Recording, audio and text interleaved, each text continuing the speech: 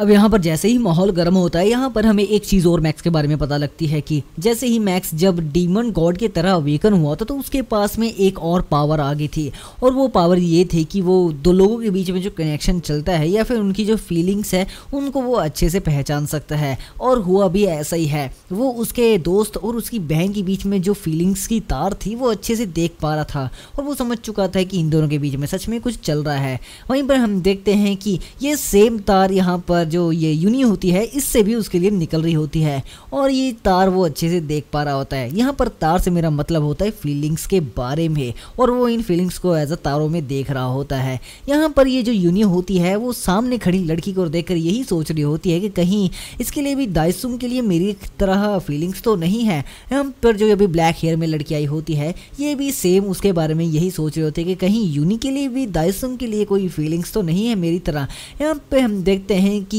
ये दोनों आपस में तो सोच रहे होते हैं, पर इन दोनों की जो तारे होती है फीलिंग्स की वो सीधा मैक्स की तरफ जा रही होती है, और मैक्स को दोनों के बारे में पता लग जाता है कि दोनों की ही फीलिंग्स उसके बारे में हैं। यहाँ पर वो अब दोनों की फीलिंग्स तो जान चुका होता है, पर उससे इन चीज़ों से फ़र्क नहीं पड़ता। बस ये यही सोच रहा होता है कि आखिर अब मुझे क्या करना चाहिए। मुझे लगता है कि ये अच्छी चीज़ नहीं है, और ये दोनों ही इस चीज़ से इफेक्ट हो चुके हैं, और वो रीज़न मैं हूँ। वहीं पर हम देखते हैं कि जो उसका दोस्त होता है वो उसकी बहन का हाथ पकड़ के बीच में टोकते हुए कहता है कि देखो दाइसुम, जो जीसो है मुझे लगता है कि उसने बहुत जल्दी में कह दिया, पर हाँ मैं सच में उसे डेट करना चाहता हूँ और मैं सच में उसे पसंद करता हूँ। हम देखते हैं कि इतना कहते ही जो उसकी बहन होती है जिसका नाम हमें पता लगता है जीसो होता है वो काफ़ी ज़्यादा शर्माने लग जाती है। हम देखते हैं कि जो मैक्स होता है अब थोड़ी सी ड्रामेबाजी करते हुए कहता है कि देखो मुझे सच में ये पसंद नहीं है जो तुम लोग डेटिंग की वेटिंग की बातें कर रहे हो, पर अंदर ही अंदर वो ये भी कह रहा होता है कि हाँ वैसे इसे देखा जाए तो मेरे ख्याल से अभी के लिए तुमसे बेटर ऑप्शन मेरी बहन के लिए तो कोई हो नहीं सकता है।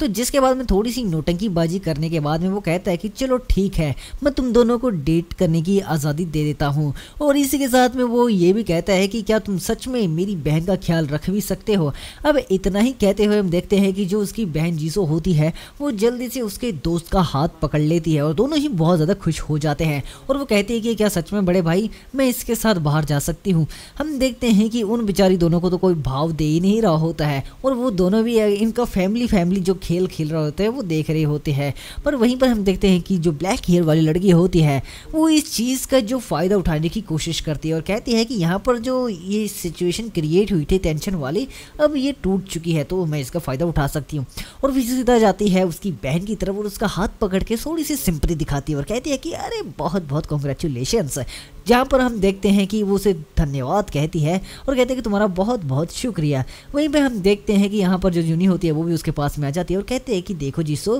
कहीं तुम भूल तो गई ना कि तुमने मुझे प्रॉमिस किया था कि तुम मुझे सपोर्ट करोगी। यहाँ पे हम देखते हैं कि जो मैक्स होता है उसको तो ये सब सारी चीज़ें पता लग रही होती है कि कौन सी फीलिंग्स कहाँ पे जा रही है, इसलिए वो उन सबको वहाँ से भगाते हुए कहता है कि चलो अब यहाँ से दफ़ा हो जाओ, मुझे थोड़ी देर आराम करने दो क्योंकि मुझे अब झपकी मारनी है।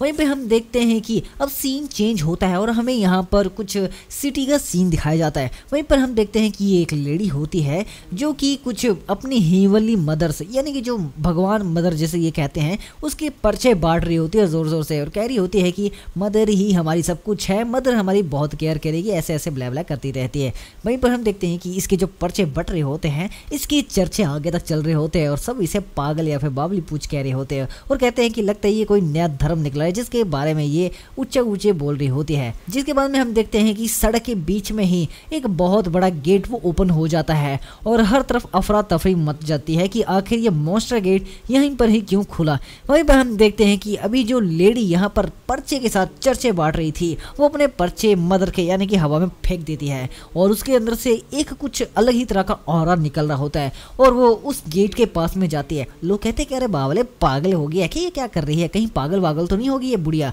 वहीं पर हम देखते हैं कि ये आंटी जाती है और उसके ऊपर हल्का सा टच करके कहती है कि हे मेरी माँ, हे मेरे भगवान, मैं चाहती हूँ कि आप इस मुसीबत को भगा दे और इस दरवाजे को बंद कर दे। और पता नहीं कौन से जादू टोटके वाला वहाँ पे मंत्र फूकने लग जाती है। ये देखकर जो बावली पूछ ऑडियंस होती है वो भी कहती है अरे वाह वाह क्या मजा हो गया, ये कैसे हो सकता है। कुछ बावली पूछ तो यहाँ पर वीडियो भी बनाने लग जाते हैं, लगता है इंस्टाग्राम की रील पर डालेंगे। वहाँ पे हम देखते हैं कि ये सच में ये जो टोटका होता है वो काम करने लग जाता है और देखते ही देख के जो सारा गेट होता है वो गायब हो जाता है और इसके बाद में वो हाथ जोड़कर कहती है कि जो हमारी मदर है वो हम सब पर कृपा दृष्टि करते रहे और हम सब उसके बच्चे हैं और हम उसकी कृपा के अंदर रहें। वहीं पर हम देखते हैं कि उतनी ही देर में यहाँ से जोर जोर से वैंस आ जाती है और ये वैंस होती है हंटर एसोसिएशन की। जिसके बाद में हम देखते हैं कि सीन शिफ्ट होता है और हमें यहाँ पर मैक्स का सीन दिखाया जाता है, जहाँ पे हम देखते हैं कि वो एक किताब से कुछ बातचीत या फिर कह लो फाइट कर रहा होता है, एक सोने की जुबान वाली किताब।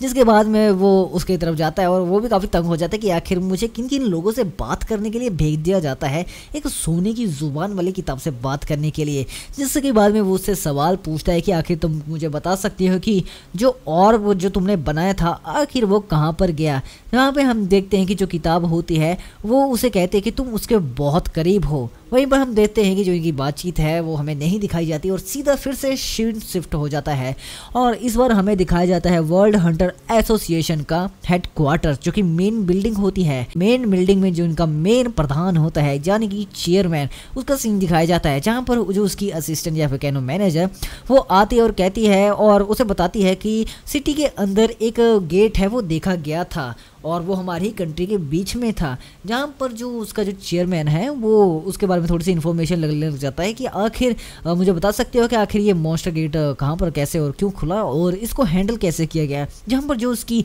मैनेजर होती है वो कहती है कि इसकी सबसे खास बात यह है कि इस गेट के द्वारा हमें कोई भी डैमेज नहीं किया गया है और हमारी बाकी की जो चीज़ें हैं इन्वेस्टिगेशन अभी हो रही है कि आखिर हुआ क्या था। जहाँ पर जो चेयरमैन है वो कहता है कि कोई भी डैमेज नहीं। अरे वाह, ये तो काफ़ी अच्छी बात है। तो ये हुआ कहाँ पर? लगता है कोई बेकार सी इस जगह पर पड़ा होगा या हुआ होगा। जहाँ पर वो कहती है कि नहीं सर, ये बिल्कुल बिल्कुल सिटी के बीच में हुआ है जहाँ पर बहुत सारे आबादी के लोग रहते थे। जिसके बाद में वो कहता है कि अरे यहाँ पे कोई डैमेज भी नहीं हुआ और ये आबादी वाली जगह पर गेट खुला था, जिसका मतलब है कि ये हमारे लीडर हान टाइसुंग ने ही इसे संभाला होगा। जहाँ पर वो उसे मना कर देते हैं कि नहीं सर, आप फिर से गलत है। दरअसल बात यह है कि यहाँ पर एक सिविलियन लेडी थी जो खुद को हेवली मदर चर्च कहती थी, उसने ही इस गेट को बंद किया। अब यहाँ पर ये जो बुढ़ा चेयरमैन होता है, हेवनली मदर का तो ऐसे नाम सुन लिया होता है जिसे इसकी मरी हुई मम्मी याद हो गई। सॉरी, मैं कहना नहीं चाहता। इसके बाद में हमें देखते हैं कि फिर से सीन शिफ्ट होता है और हमें इस बार दिखाया जाता है सियोल हंटर एसोसिएशन का एग्जामिनेशन रूम,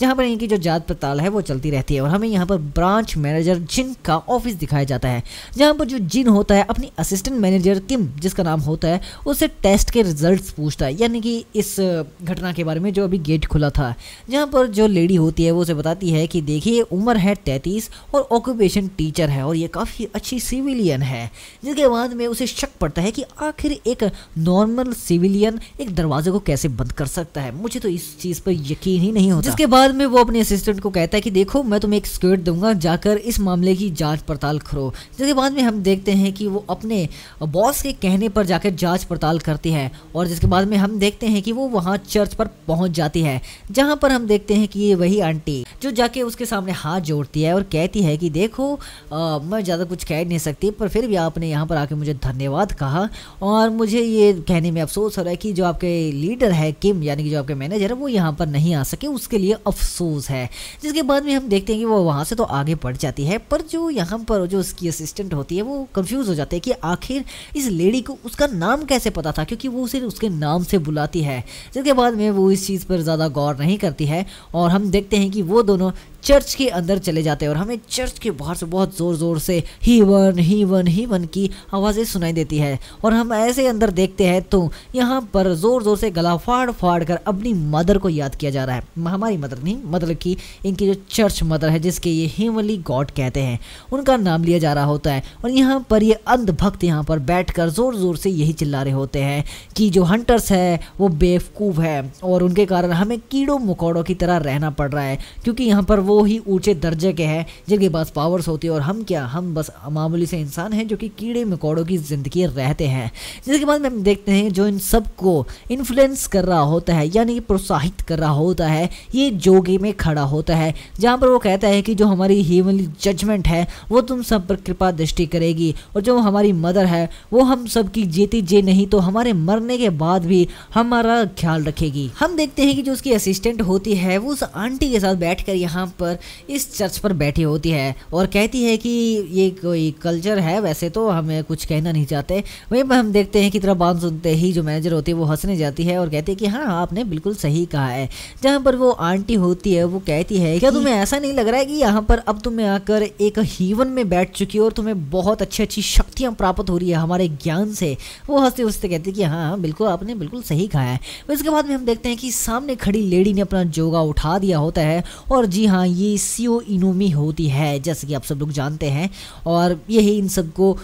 लीड कर रही होती है और उन सबके खिलाफ जा रही होती है जो हंटर वगैरह एसोसिएशन चलाते हैं। और हम देखते हैं कि इस चीज़ का शौक जो हमारी ये असिस्टेंट होती है इसी भी लगता है कि आखिर ये कैसे हो सकता है, मुझे फटाफट से जाकर हमारे मैनेजर को रिपोर्ट करना पड़ेगा, आखिर यहाँ पर साजिश क्या चल रही है। पर हम अफसोस के साथ कहना चाहते हैं कि उसके कुछ करने से पहले यहाँ पर 4 चोंपू पीछे से आते हैं और कराटे क्लासेस उन्होंने तो सीख रखी होती है और हमारी मैनेजर को यहाँ पर बेहोश कर दिया होता है और कहते हैं कि आप भी अब हमारी मदर की छत्र छाया में पहुँच जाइए।